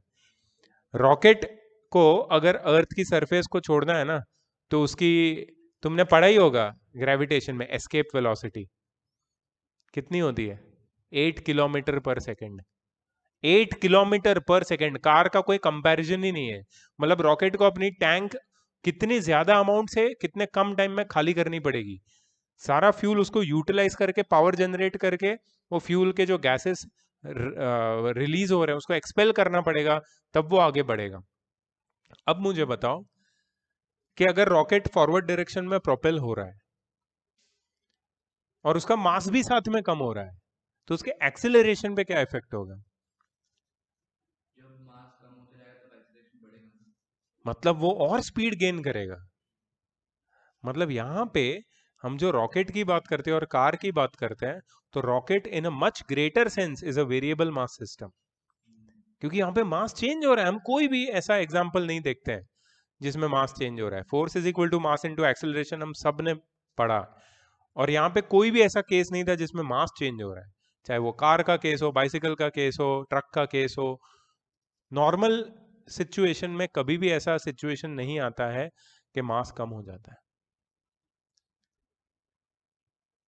और मास कम होने से वही फोर्स जो जनरेट कर रहा है रॉकेट, वो ज्यादा इफेक्टिव होगा टू इंक्रीज द एक्सेलरेशन। मतलब एक्सेलरेशन उसका मल्टीफोल्ड बढ़ेगा। ठीक है, इंजन पावरफुल है और फ्यूल बर्न करके पावर जनरेट कर रहा है, एक्सेलरेट कर रहा है, फोर्स प्रोड्यूस करके एक्सेलरेट कर रहा है, प्लस मास भी साथ में कम हो रहा है, तो एक्सेलरेशन मल्टीफोल्ड होगा। और ये मल्टीफोल्ड एक्सेलरेशन से वो जो एस्केप वेलोसिटी वो अचीवेबल हो जाएगी। मतलब 8 किलोमीटर पर सेकेंड का जो एस्केप वेलोसिटी है वो अचीव कर लेगा रॉकेट, और वो हमारे अर्थ का जो ग्रेविटेशन उसको पीछे छोड़ देगा, and it will enter space. ठीक है, ये उसका बैकड्रॉप है। मतलब ये हमें पढ़ना है कि कैसे मास वेरिएबल सिस्टम को हम लोग न्यूटन्स लॉ से समझेंगे। तो स्पेस से अर्थ में ये कोई भी रॉकेट को एंटर करने के लिए सर्टेन स्पीड लगती है। वो स्पीड लगती है जो अर्थ से बाहर जाने पर लगती है या फिर नहीं, कोई स्पीड नहीं लगती है। There is propulsion and there is some acceleration towards earth, but once it enters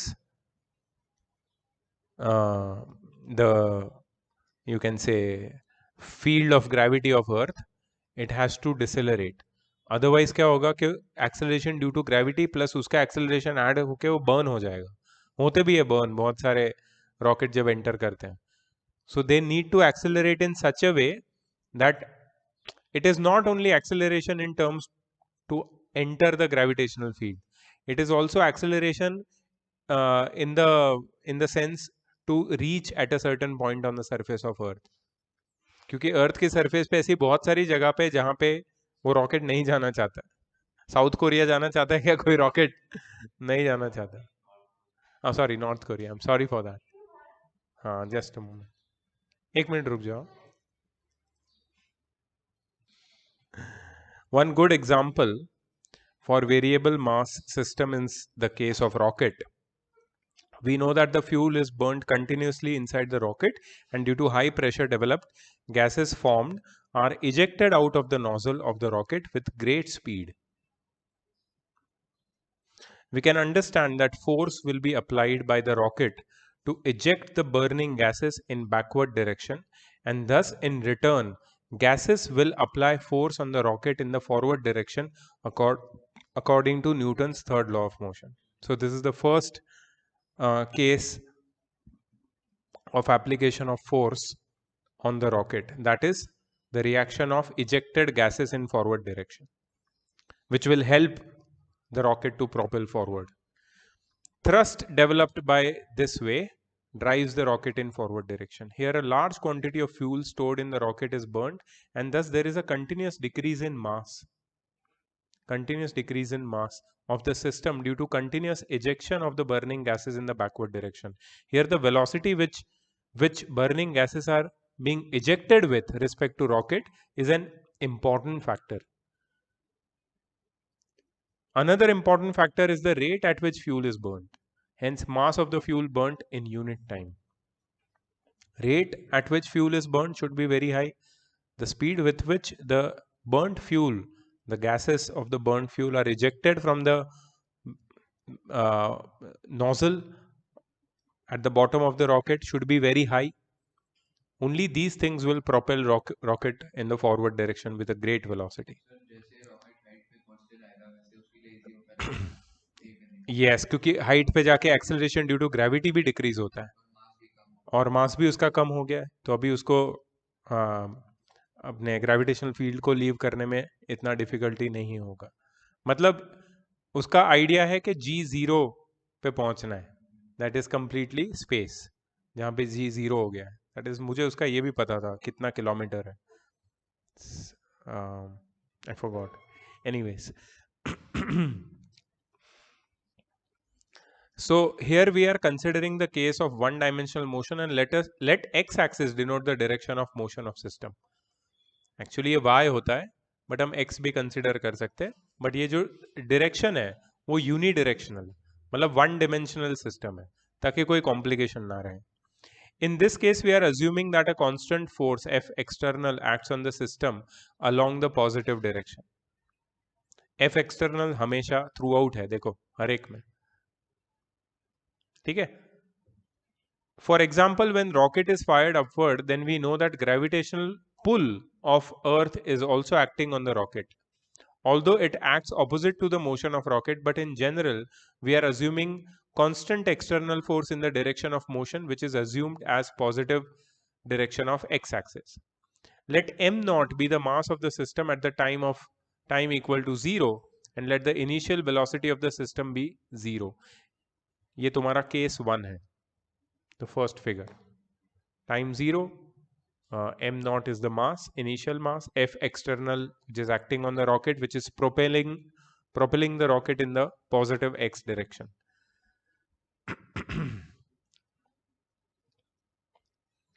If we assume that fuel is being burned at constant rate r, then we know that mass will keep on changing continuously. Yes. Let mass of the system be m at time t, मतलब second figure में मास कितना हो गया m, time कितना elapse हुआ है t, 0 से t seconds हो गया, ठीक है. हाँ, अब उसके पास एक वेलोसिटी आ गई है v, and the velocity acquired by the system at this instant is v. Let us assume that burnt fuel is being ejected with a velocity of magnitude u in the direction opposite to the direction of motion of system, and this velocity is measured with respect to moving system.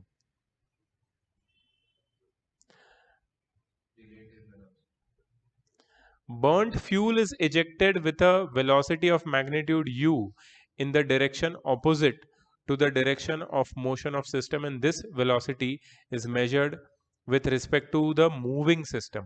Consider the state of system at time t plus delta t, third figure.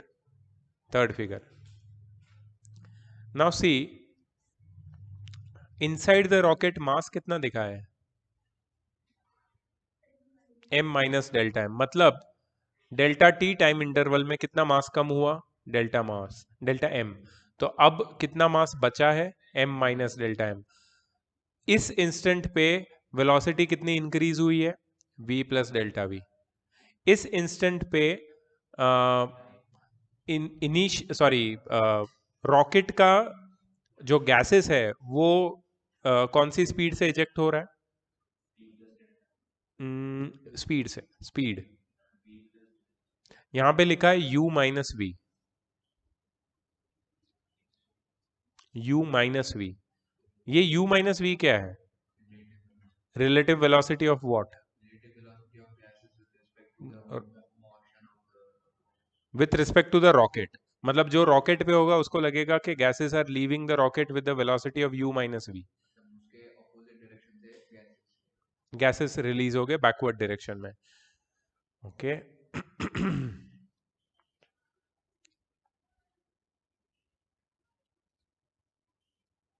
u के बारे में कुछ बोला है क्या वो लोग ने, अभी तक तो नहीं बोला है।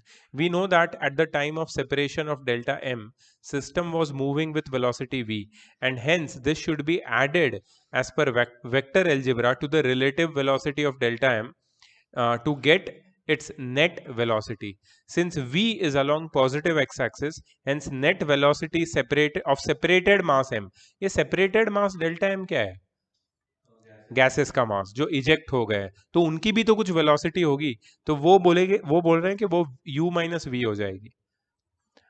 क्यों, तो हमने क्या किया, u और v को ऐड कर दिया, बट v का डायरेक्शन ऑपोजिट है इसलिए u माइनस वी हो गया वो, ठीक है, in the backward direction. We can also assume it as u v minus U in the forward direction. हाँ, तो ये रॉकेट के पॉइंट ऑफ व्यू से उसकी वेलोसिटी, गैसेस की वेलोसिटी v माइनस यू है फॉरवर्ड डायरेक्शन में। नहीं, रॉकेट के पॉइंट ऑफ व्यू से नहीं, गैसेस के पॉइंट ऑफ व्यू से, गैसेस के पॉइंट ऑफ व्यू से रॉकेट आगे बढ़ रहा है, पॉइंट ऑफ व्यू से गैसेस या गैसेस के पॉइंट ऑफ व्यू से रॉकेट, ठीक है, v माइनस यू या u minus V. After the separation of delta m let the velocity of remaining system become v plus delta v as shown in the figure and mass of the system become m minus delta m. Now we will calculate the linear momentum of the system at time t and linear momentum of system at time t plus delta t. मतलब क्या है कि ये दोनों जो first case और second case है ना, उस ये दोनों के केस में हम लीनियर मोमेंटम ढूंढेंगे p1 p2। What is this linear momentum p1, this is linear momentum of rocket and gases before gases left the rocket. This is the linear momentum of rocket and gases after the gases left. Same है वो collision वाला, याद है, before collision after collision, before the gases left rocket and after the gases left rocket. अच्छा, before क्या था, m times v, यहाँ पे तो कोई प्रॉब्लम ही नहीं है क्योंकि दोनों एक साथ थे, दोनों का मास कंबाइंड था। अब यहाँ पे प्रॉब्लम हो गया, ये किसका मास है और ये रॉकेट का न्यू मास, न्यू वेलोसिटी, क्योंकि अब उसकी वेलोसिटी बढ़ गई ना, there is a change in velocity which is delta V. ये किसका मास है, रिलीज्ड गैसेस, और ये वेलोसिटी ऑफ गैसेस, और ये दोनों को ऐड किया, आई एम सॉरी माइनस किया है, क्यों, क्योंकि दोनों ऑपोजिट डायरेक्शन में जा रहे हैं आफ्टर इट लीव्स, और डायरेक्शन ऑपोजिट है ना। So change in linear momentum क्या हो जाएगा, p2 minus p1, p2 minus p1 किया वो लोगों ने, सिंप्लीफाई किया इसको, पूरे ब्रैकेट ओपन किए, तो यहाँ पे देखो बाइनोमियल मल्टीप्लीकेशन होगा, एम वी से मल्टीप्लाई होगा, M V, M delta V से मल्टीप्लाई होगा, एक मिनट, डेल्टा एम वी से मल्टीप्लाई होगा minus M delta V, M delta V से मल्टीप्लाई होगा एम डेल्टा वी, और डेल्टा एम डेल्टा वी से मल्टीप्लाई होगा minus M minus delta M delta V. अच्छा, फिर ये डेल्टा एम यू से मल्टीप्लाई होगा, delta M U, delta M V से मल्टीप्लाई होगा, माइनस माइनस प्लस हो जाएगा, प्लस डेल्टा एम वी, और ये M V as it is रहेगा। अभी क्या कट हो रहा है,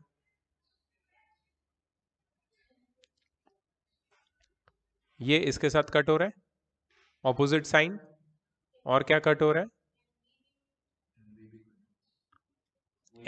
हाँ ये वाला एम वी, करेक्ट, और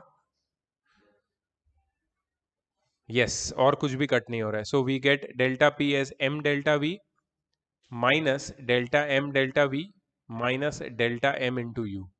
इसका क्या मीनिंग है वो हम आगे देखेंगे, मतलब इसका कोई एग्जैक्ट मीनिंग नहीं है। Here we are considering a very small time interval and hence delta M delta V can be ignored. What is delta M delta we?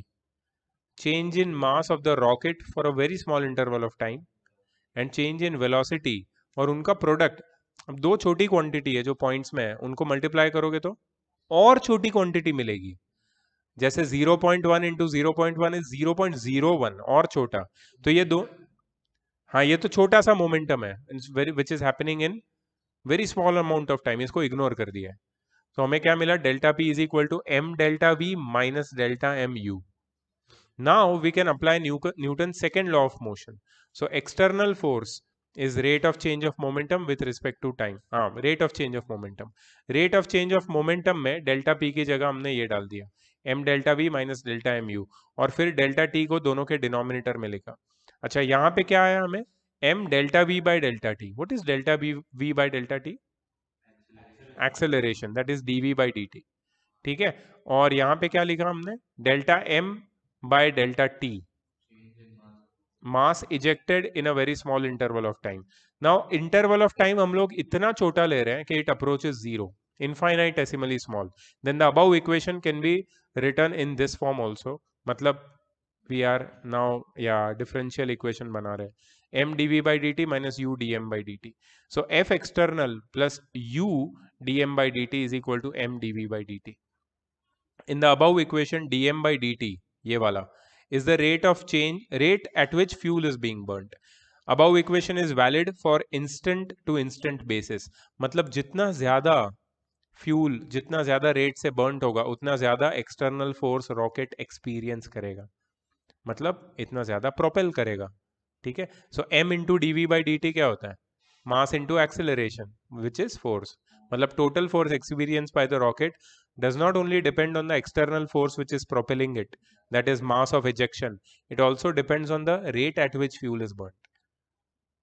दोनों के सम पे डिपेंड करता है, f external plus u dm by dt. Here we know that dv by dt is instantaneous acceleration of the system. We can see that equation 1 is more generalized form of f external is equal to ma, because by substituting dm by dt as 0, we get f external as ma, which is for the system of fixed mass. In equation 1, along with the external force, there is one more term, u dm by dt, in the left side of equation. U dm by dt is known as thrust force, which is generated due to ejection of burning fuel with relative velocity. So F thrust is u dm by dt, that is initial velocity times the rate at which fuel is burnt. थोड़ा सा technical है ये काफी, और NCERT में तुमने ऐसे कुछ देखा नहीं होगा। देखो, नहीं देखा है तो मतलब मैं ये नहीं तुम्हें सजेस्ट कर रहा हूँ कि बुक मत देखो, देखो, लेकिन तुम्हें समझ में आना चाहिए कि this is not your standard NCERT knowledge. This is little bit more which you should have. In case of rocket, this thrust force in upward direction is responsible for upward motion of rocket. If we want to use equation 1 for rocket, then external force acting on the rocket at some instant is minus mg. Weight acts downward and so is the negative sign, because we assume f external in the direction of motion while deriving the equation.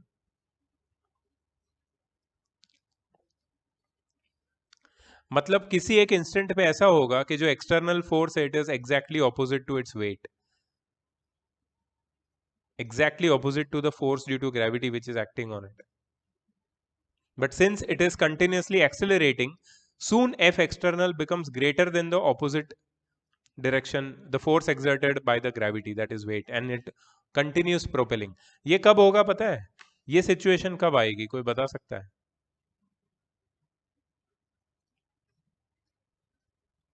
जब rocket space में just entry लेता है, entry, हाँ, first time वो rocket weightless feel करेगा, but अगर तब engine रोक दिया तो वो क्या करेगा? ड्रिफ्ट करेगा, नीचे भी जा सकता है, ऊपर भी जा सकता है, साइडवेज कहीं भी जा सकता है, वो ड्रिफ्ट करेगा क्योंकि अब वो आ चुका है स्पेस में। बट अगर अभी भी रॉकेट कि गैसेस बर्न हो रहे हैं और इंजन चल रहा है तो वो आगे प्रोपेल करेगा.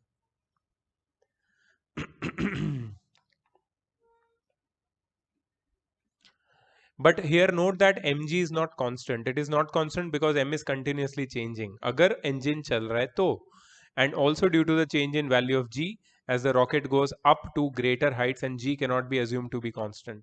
Although it is fine to use minus mg in equation 1, but it will make calculations more complex. Here we are interested in the effect of thrust force only. So for now we can ignore the effect of gravity to calculate the velocity of rocket as a function of time. Actually, velocity of rocket will be less than the calculated value on ignoring gravity. After ignoring gravity, equation 1 can be written like this, and we can calculate velocity at any instant. ये वही वाला scenario है. कौन सा वाला? ये वाला. But इसमें एक्सटर्नल फोर्स नहीं लिया है. Yes, and yeah, you can say that gravity को ignore किया है. Earlier we have assumed that r is constant rate at which fuel is burning. Hence the instantaneous mass of rocket can be written as m, which is m naught times rt. R क्या है? R is the rate at which fuel is burnt and t is the time. Rate into time is the total mass of the fuel which is burned, and m naught is the initial mass of the rocket. M naught minus burnt fuel's mass is equal to the present mass of the rocket.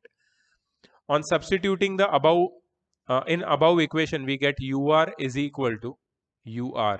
ur क्यों लिखा है वो लोग ने? ये dm by dt है ना, इसको r ले लिया है, rate of burning of fuel, is equal to m naught. ये m naught minus are t क्या है? वो एम है, present mass of the rocket. M naught minus are t into d v by d t. So d v is equal to u r times d t upon M naught minus are t. ये simplify किया है. अब वो लोग क्या कर रहे हैं पता है? They are finding the velocity at any instant.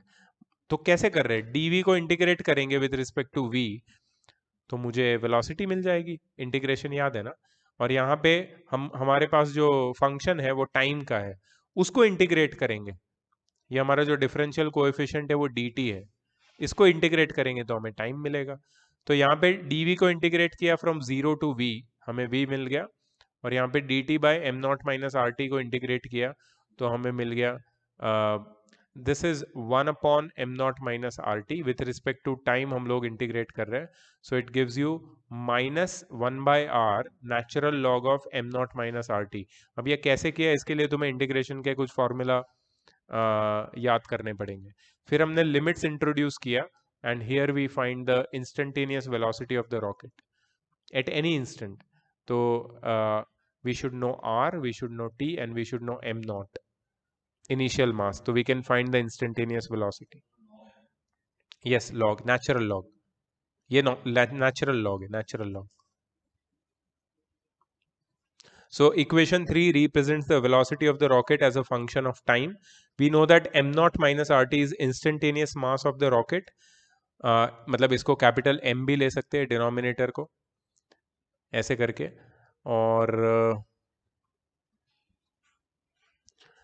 in the above equation, m is instantaneous mass of the rocket. We know that mass m naught is initial mass of the rocket with all the fuel in it.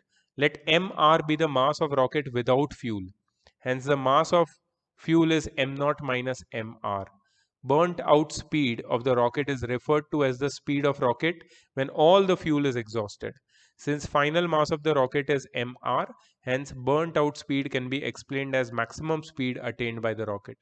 So maximum speed में हम लोग यहाँ पे mr लेंगे. यहाँ पे हम लोग mass of left out fuel with rocket नहीं, मास ऑफ एम्प्टी रॉकेट लेंगे, तो हमें मैक्सिमम स्पीड मिलेगी जिससे रॉकेट चल सकता है जब वो पूरा ही एम्प्टी और लाइट हो जाएगा. It can be said that instantaneous velocity of the rocket at any time is proportional to the speed of exhausted fuel. Since with time the mass of the rocket decreases, it accelerates until it reaches burnt out speed. तो सुनो मेरी बात, अभी ये जो last rocket वाला part है ना, this is clearly for your competitive section. This is not as per boards. तो इतना इसका टेंशन लेने की ज़रूरत नहीं है, बट अगर ये तुम समझ पा रहे हो मतलब कैसे डेरिवेशन किया है वो लोगों ने, then it is a added benefit to your knowledge. तो हमारे पास जितना भी नॉलेज है अब तक, इतना रॉकेट वॉकेट की नहीं सोचेंगे, लेकिन आई थिंक हल्के फुल्के क्वेश्चन तो कर ही सकते हैं हम। हमारे पास कंजर्वेशन ऑफ मोमेंटम का तो है ही ना नॉलेज, उसको ही हमने रॉकेट पे अप्लाई किया है, याद रखना। उसको लेके हमने कॉम्प्लिकेटेड सिस्टम ऑफ वेरिएबल मास जैसे कि रॉकेट को समझा। तो कंजर्वेशन ऑफ मोमेंटम अप्लाई करने के लिए रेडी हो जाओ। चलो first question.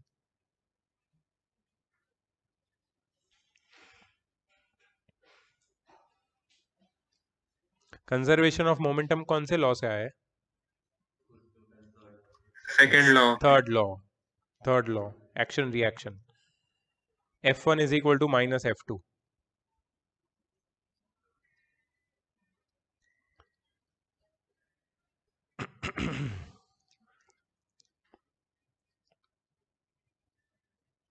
If you want hint, tell me. Huh?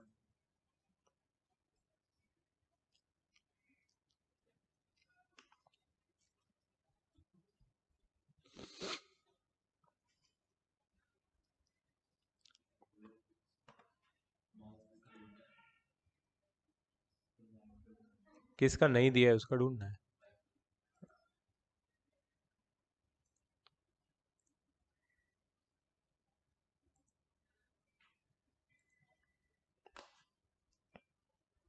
Hint लिख रहा हूँ साइड में।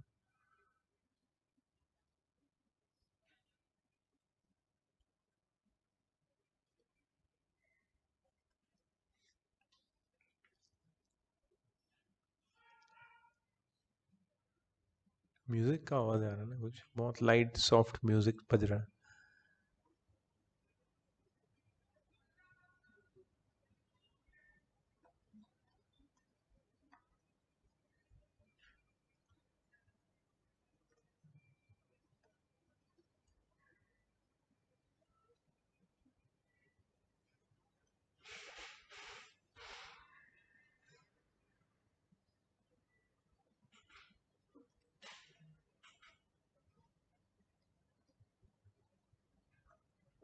सर 10 kg आ रहा है।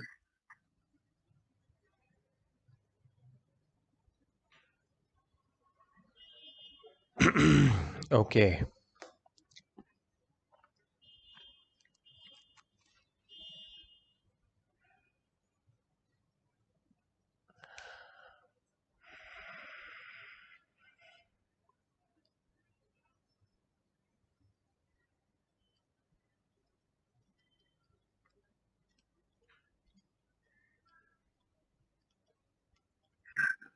Hello yes.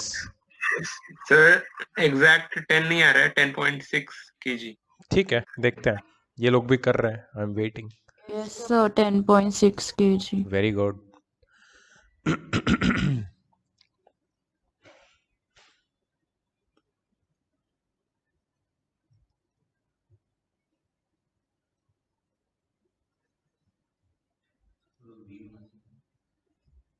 क्या? हाँ।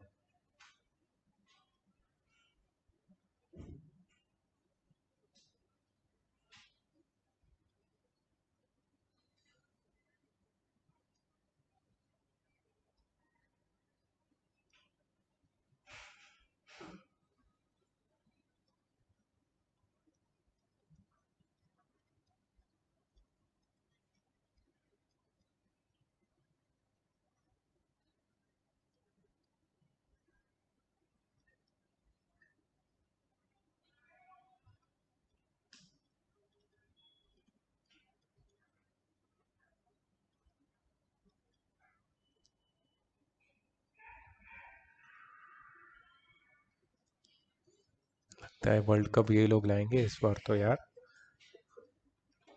इनको घंटा फर्क नहीं पड़ता हम कौन से रॉकेट को प्रोपेल कर रहे हैं। इनका रॉकेट बराबर प्रोपेल हो गया है। वर्ल्ड कप तो यही लोग लाएंगे अब। यही तो किसी को पता नहीं है कौन है ये लोग, कहाँ से आते हैं, कहाँ जाते हैं रात को, किसी को नहीं पता है भाई। एक को नेगेटिव लेना पड़ेगा।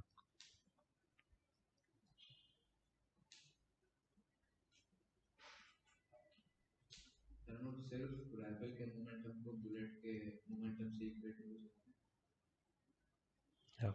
सही नहीं है क्योंकि हमने वैसे भी रैपल का इनिशियल स्पीड और बुलेट का इनिशियल स्पीड 0 दे यही आया। कितना आया? 10.6 मतलब इसको केजी में कन्वर्ट करने के बाद? हाँ, ये ग्राम में आएगा। 066 केजी।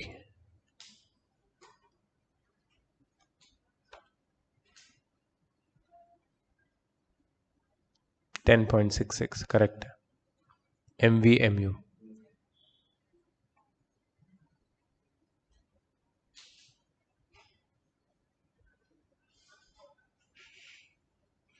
अच्छा क्वेश्चन है, कम ऑन गाइस, अच्छा क्वेश्चन है, मोमेंटम बेस्ड क्वेश्चन है।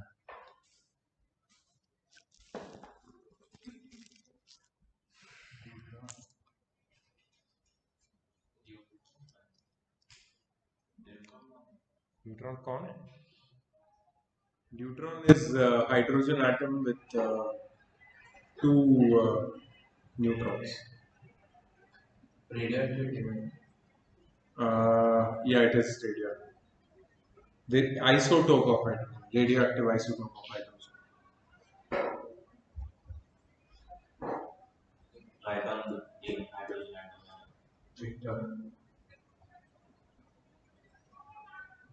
Protium, deuterium and tritium. So basically ये सिर्फ उनकी न्यूक्लियस के नाम, बट प्रोटियम में से प्रोटीन होता है ना, यहाँ पे तो न्यूट्रॉन की बात कर रहे हैं। So deuteron is 2 neutrons, tritium या ट्रिटॉन इज 3 न्यूट्रॉन्स।